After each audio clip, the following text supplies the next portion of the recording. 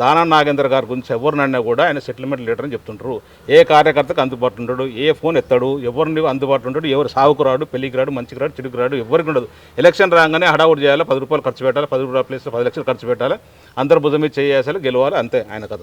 నిజమేమంటారు sir, అది ఒక లీడర్గా ఆయన ఉండొచ్చు. కానీ ఏదైతే కష్టకాలంలో అధికారంలో ఉన్నప్పుడు నువ్వు పార్టీలకు బీఆర్ఎస్ పార్టీలకు వచ్చి ఎమ్మెల్యే అవుతావు 2 సార్లు, పార్టీ అన్ని విధాలుగా నిన్ను కాపాడుకుంటుంది, అన్ని విధాలు టికెట్ ఇచ్చి గెలిపిస్తుంది. ఇప్పుడు పార్టీ కష్టకాలంలో రాగానే నువ్వు వెంబడే ఎక్కడైతే అధికారం ఉందో ఆ పార్టీలో కూడా ఎంతవరకు కరెక్ట్?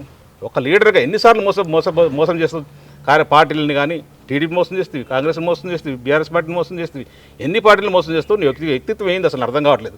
అందరు జనాలు అంతా ముక్కును వేలేసుకుంటారు. ఇప్పుడు వేసి సికింద్రాబాద్ ఎంపీకి పోటీ చేస్తున్నావు. ఇప్పుడు మొన్న 3 నెలల కింద కారు గుర్తు కోటే అని చెప్పినావు. ఇప్పుడు చేయి గుర్తు కోటే ఏ ముఖం పెట్టుకుని వస్తావు, ఏ ముఖం అంటే అడుగుతావు? అసలు నువ్వు కొత్త రాజకీయ నాయకుడు అయితే సర్లే వచ్చినపై అడిగినట్టు ఏమన్నా అడగడానికి ఉంటుంది.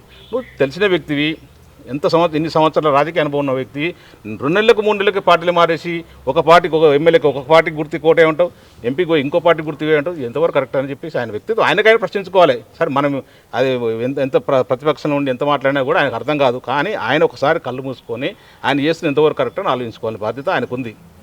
బీజేపీ నుండి కిషన్ రెడ్డి ఉన్నా, అటు బీఆర్ఎస్ నుండి పద్మారావు గారు ఉన్నా, ఓటమి అయితే వాళ్ళదే, గెలుపు అయితే ఈసారి నాదే, నాకు పోటీనే లేదు, గెలిచిన తర్వాత ఎమ్మెల్యే పదవికి రాజీనామా చేస్తా అని చెప్పారు. ఇప్పుడు ఆయన ఎమ్మెల్యేగా రాజీనామా చేసినా చేయకపోయినా సుప్రీంకోర్టు ఆర్డర్ ప్రకారం ఒక పార్టీ గుర్తు మీద గెలిచి ఇంకో పార్టీలకు వేసి కండు వేసుకున్న తర్వాత దాని పక్కనే ముఖ్యమంత్రి ఉండి ఆ ఫోటో చాలా ఆయన డిస్క్వాలిఫై కావడానికి సుప్రీంకోర్టు డైరెక్షన్ కొంత క్లియర్. మొన్న హిమాచల్ ప్రదేశ్లో 4-5 డేస్ బ్యాక్ 6 మంది ఎమ్మెల్యేని డిస్క్వాలిఫై చేసింది. ఈయన కూడా ఈయన రాజీనామా చేసినా చేయకపోయినా లేదా సికింద్రాబాద్ ఎంపీ అయినా గెలిచినా గెలిచినా సెకండరీ విషయం. ఈయన ఖచ్చితంగా డిస్క్వాలిఫై కావడానికి 100% అయితే డిస్క్వాలిఫై అవుతాడు. ఒకటి. రెండోది, ఆయన మొన్న సికింద్రాబాద్ పార్లమెంట్లో ఎట్లా అసలు నేను ఇప్పుడే ఇంతకుముందు చెప్పాను, ఏ ముఖం పెట్టుకొని మళ్ళీ చేయి గుర్తుకు ఓటేయని అడుగుతాడు.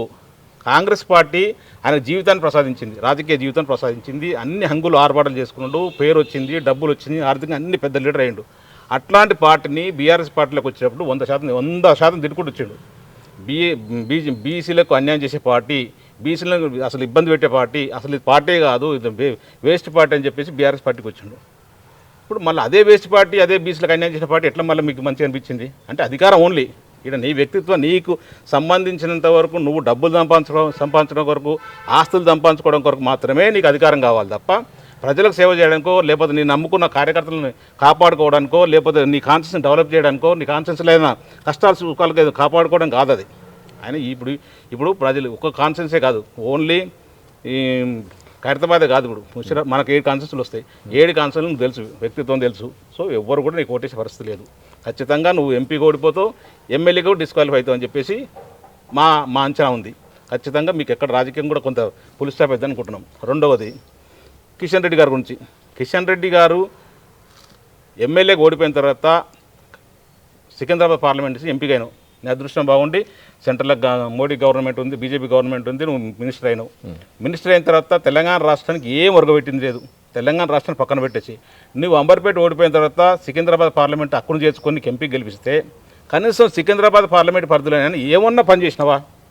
నిన్న మా కేటీ రామారావు చెప్పినట్టు కరోనా టైంలో కుర్కూరలు వంచుతుంది, ఒక సింటెక్స్ నీళ్ళ ట్యాంక్ ఓపెన్ చేస్తుంది. రెండవది, రైల్వే స్టేషన్లలో డెవలప్మెంట్ రెనోవేషన్ సందర్భంగా కొన్ని లిఫ్ట్లు కట్టి 2 లిఫ్ట్లు, ఆ 2 లిఫ్ట్లు ఓపెన్ చేసి దానికి జాతికి అంకితం చేస్తాంటివి. అసలు ఒక సిగ్గనిపించాలి కదా. ఒక జాతీయ స్థాయిలో ఒక సెంట్రల్ మినిస్టర్ ఉండి నువ్వు అంబర్పేట ఓడిపోయిన తర్వాత సికింద్రాబాద్ పార్లమెంట్ని హక్కును చేసుకున్నప్పుడు ఎంతో కొంత సికింద్రాబాద్ పార్లమెంట్లో పనిచేయాల్సిన బాధ్యత నీకుంది. యావత్ తెలంగాణ కూడా కాపాడుకోవాల్సిన బాధ్యత ఉంది. ఎందుకంటే తెలంగాణ రాష్ట్రం తరపున ఒక మంత్రి అయినావు, సెంట్రల్ మినిస్టర్ అయినావు. ఏ రోజు కూడా తెలంగాణ రాష్ట్రం గురించి మాట్లాడలేదు. కనీసం సికింద్రాబాద్ లోక్సభ నుంచి మాట్లాడలేదు. కనీసం నీకు ఏదైతే ఓట్లేసి గెలిపించిన కార్యకర్తలు కానీ, ఆర్ఎస్ఎస్ పెద్దలు కానీ, లేదా బజరంగ దళాలు కానీ ఎవరు కూడా ఇంత రూపాయి సాయం చేయబోతే, వాళ్ళకి ఒక ఫోన్ చేయబోతే, ఒక స్కూల్ సీట్ ఇప్పబోతే అసలు నువ్వు ఏం చేసినావని చెప్పు. మీ కార్యకర్తల మనోభావాలు దెబ్బతిన్నాయి. ఇట్లాంటి దుర్మార్గ నాయకుడికి మీ ఓట్లు ఎందుకు వేయాలి, ఓట్లు ఎందుకు వేయాలి, ఎందుకు తిరగాలని చెప్పేసి మీ బీజేపీ నాయకులు, బీజేపీ అనుబంధ సంస్థ నాయకులు చెప్తుర్రు. నువ్వు గెలిచే పరిస్థితి లేదు. ఇక నెక్స్ట్ మన పద్మారావు గారు, గౌరవ కేసీఆర్ గారు, మన వర్కింగ్ ప్రెసిడెంట్ కేటీ రామారావు గారు మంచి క్యాండిడేట్ సెలెక్ట్ చేయడం జరిగింది. పద్మారావు గారి గురించి మనం ఎంత చెప్పుకున్నా తక్కువనే. ఒక మంచి మాస్ లీడర్, ప్రజలకు 24 గంటలు అందుబాటులో ఉండే వ్యక్తి. హైదరాబాద్ వెళ్ళి ఎక్కడ పోయి లేదు, వేరే వ్యాపారాలు లేవు ఆయనకు. మంచిగా అందరితో కలిసి ఉంటాడు, అందరితో చిన్నవాడిగా పెద్దవాడిగా పేదవాళ్ళతో కూడా హక్కును చేసుకునే వ్యక్తిత్వం ఉన్న వ్యక్తి. మంచి క్యాండిడేట్ సెలెక్ట్ చేసిన ఖచ్చితంగా సికింద్రాబాద్ పార్లమెంట్లో పద్మరావు గౌడ్ గెలవడానికి 100% అవకాశం ఉంది. ముఖ్యంగా ఉద్యమకారుడు మేమందరం కూడా ఆయన ఆధ్వర్యంలో పనిచేసిన సందర్భం ఉంది హైదరాబాద్లో. అందరం కలిసి కూడా ఉద్యమకారులు, మేము ముఖ్యమైన లీడర్లు, కార్యకర్తలు అందరూ కూడా సంతోషంగా ఉన్నారు. అందరూ మా సొంతం నిలబడడం, అందరూ పద్మనాభం నిలబడడం అనుకొని చెప్పేసి ప్రతి ఒక్కరు ఇంటింటికి పోయి ఓట్లు వేసి గెలిపిస్తారు. ఈ ముగ్గురులలో ఖచ్చితంగా పద్మనాభ గౌడ్ గెలవడానికి 100% అవకాశం ఉంది. సో ఈ 17 కాన్స్టిట్యున్సీ ఏదైతే పార్లమెంట్ పరిధిలో ఫస్ట్ గెలిచి సీటు సికింద్రాబాద్ అని చెప్పి మేము నమ్ముతున్నాం, విశ్వసిస్తున్నాం. ఖచ్చితంగా ఆ దిశగా అడుగులు వేస్తాం, కార్యకర్త పనిచేస్తాం, గెలిపిస్తాం.